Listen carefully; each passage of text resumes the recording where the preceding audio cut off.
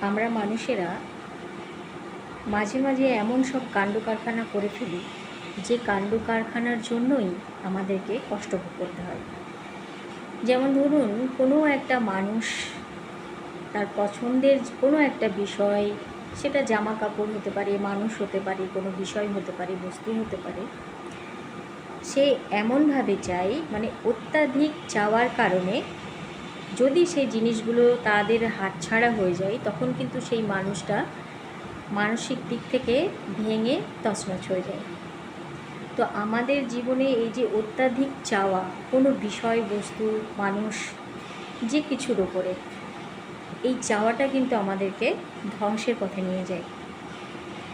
আমাদের কাছে কোনো জিনিস আছে, হ্যাঁ আছে, কিন্তু সেটাকে অত্যাধিক গুরুত্ব না দেওয়া আমাদের জন্য ভীষণভাবে মঙ্গলজনক। তাই কখনো কোনো জিনিসকে